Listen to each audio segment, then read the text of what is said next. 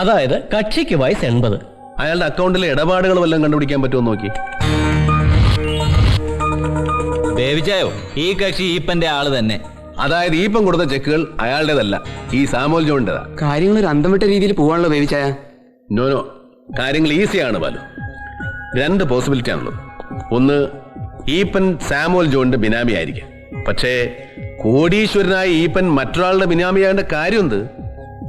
Samuel John ഈപ്പന്റെ partner ആയിരിക്കാം, A silent partner. Eappen ധാരാളിത്തം കാണിക്കാൻ മാത്രം കോടികളുടെ വൈറ്റ് മണി ബാങ്കിലുള്ള ധനാഢ്യനായ ഒരു Kottayam planter. So trace him. അയാളെ ട്രേസ് ചെയ്തിട്ട് എന്തിനാ ചായ? ഈപ്പന്റെ സമ്പാദ്യങ്ങൾ എവിടെ നിന്നാണെന്നല്ലേ നമുക്ക് അറിയേണ്ടത്. ഈപ്പന്റെ സമ്പാദ്യമാണല്ലോ ഈ സാമുവൽ ജോൺ. മനസ്സിലായില്ലേ? എനിക്കും പൂർണ്ണമായിട്ട് അങ്ങോട്ട് മനസ്സിലായിട്ടില്ല. ചില ഊഹാപോഹങ്ങൾ, പോസിബിലിറ്റീസ് ഉള്ള ചില impossibilities. Let us try. Kottayam വരെ ഒന്നും പോകേണ്ട കാര്യമല്ലോ.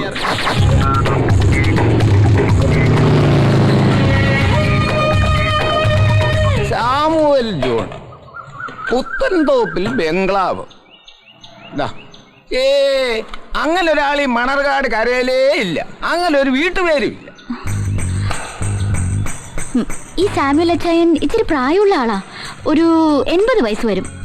ഇല്ലെന്ന്. കഴിഞ്ഞ 16 കൊല്ലമായിട്ട് മണർകാട് പള്ളി കമ്മിറ്റിയിൽ ഈ ഞാനുണ്ട്. എനിക്കറിയാമേത്ത ഏത് സാമുവല് ഏത് ജോണ്. മണർകാട് പള്ളി എന്ന് പറയുമ്പോ നിങ്ങൾ യാക്കോവക്കാരാ. ഞാൻ അന്വേഷിക്കുന്ന സാമുവൽ ജോൺ ഒരു പക്ഷേ കത്തോലിക്കനോ ഓർത്തഡോക്സോ മാർത്തോമയോ അങ്ങനെ എന്തെങ്കിലും ആണെങ്കിലോ? എടാ കൊച്ചനെ, എനിക്ക് യാക്കോവാക്കാരെ മാത്രമല്ല ഈ കരയിലുള്ള സകലരേ പറയും. മണർകാട്, അരിപ്പറമ്പ്, മാലം, ഈ 3 റേഷൻ കടകള് കഴിഞ്ഞ 32 വർഷമായിട്ട് നടത്തിക്കൊണ്ട് വരുന്നവനാ ഈ കുഞ്ഞേപ്പ്. ഓഹോ, അപ്പൊ ഒരുപാട് റേഷൻ മണ്ണെണ്ണയും ഗോതമ്പും മറിച്ചു വിറ്റ കൈയാണല്ലോ കുഞ്ഞേപ്പി ചേട്ടാ ഇത്. സാറ് സിവിൽ സപ്ലൈസിന്റെ വിജിലൻസിൽ നിന്നാണ്.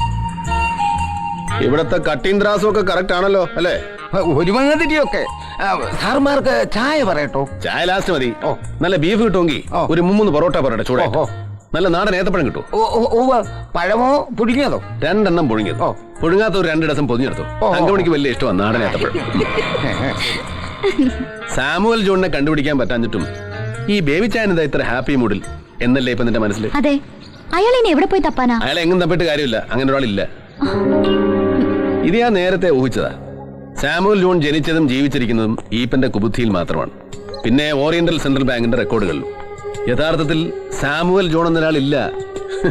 ഇല്ലാത്തൊരാളുടെ പേരിൽ ബാങ്കിൽ സേവിങ്സ് അക്കൗണ്ട്, കോടികളുടെ നിക്ഷേപം. നിക്ഷേപിക്കുന്നതും തിരികെടുക്കുന്നതും ഈപ്പൻ മാത്രം.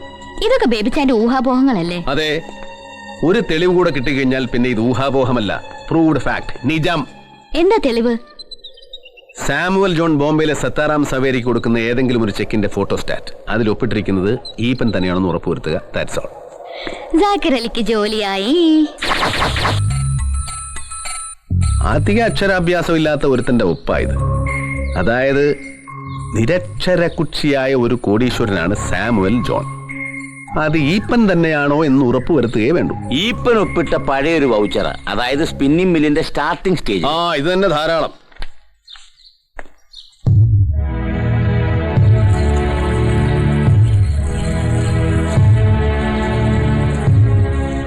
Yes, both are exactly same.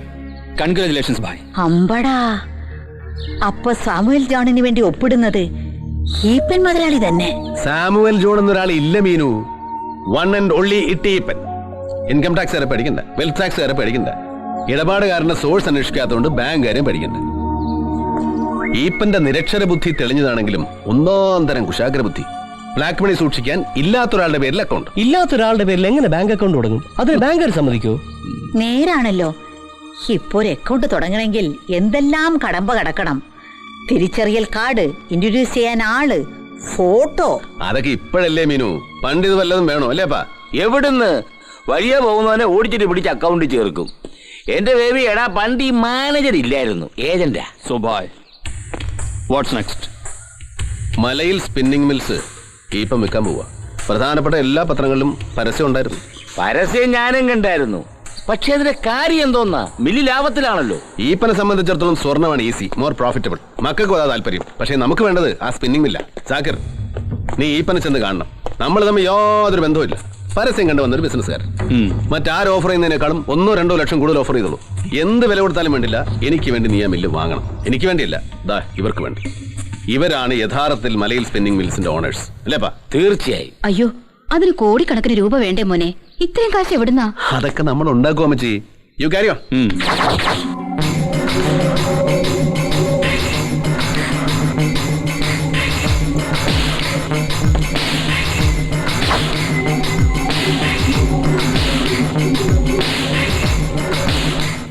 ലക്ഷമുണ്ട്.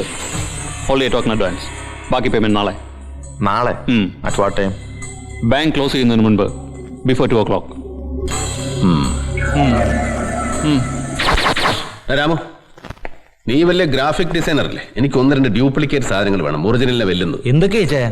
Passport, തിരിച്ചറിയൽ card, ration card, credit card, കരം കെട്ടിയ രസീത്. ആരുടെ പാസ്പോർട്ട്? സാമുവൽ ജോണിന്റെ. അച്ചായന് വയസ്സായി.